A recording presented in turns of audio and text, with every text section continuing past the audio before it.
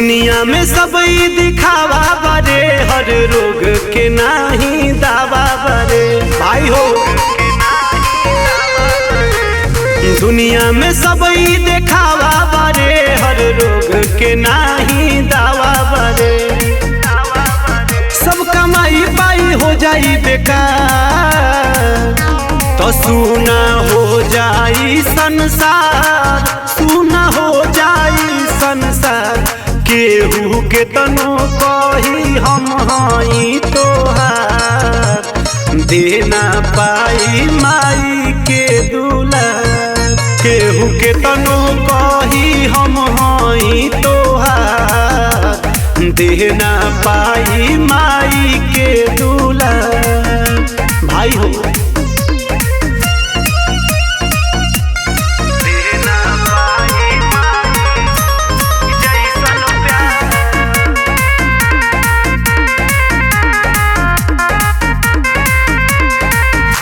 कोखिया में रखलियू दरदिया सहेज के, सुखी नहीं रहबा बबुआ माई के तेज के। माई माई बोलिए भाई। पापा हम छत छाया या हमर माई, दूधवा के नेकी नहीं केहू से दियाई। धन दौलत बाटे बेकार, कि सुना हो जाई संसार, सुना हो जाई संसार। केहू के तनो कही हम हई तोहार, देना पाई माई जैसन प्यार। केहू के तनो कही हम हई तोहार, देना पाई माई जैसन प्यार।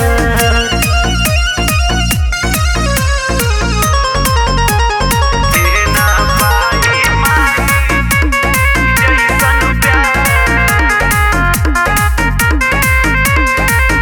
मास्टर मिथिलेश कलेश जिंदगी में आई, सब कुछ भेटाई बिस्कुट माई ना भेटाई। सही बात बारे भाई। मास्टर मिथिलेश कलेश जिंदगी में आई, सब कुछ भेटाई प्रीतम माई ना भेटाई। बटी जाई अमरेंद्र घर दुआर, तो सुना हो जाई संसार, सुना हो जाई संसार। केहू के तनो कही हम हई तोहार, देना पाई माई जैसन प्यार। केहू के तनो कही हम हई तोहार, देना पाई माई जैसन प्यार। माई त माई बोलिए।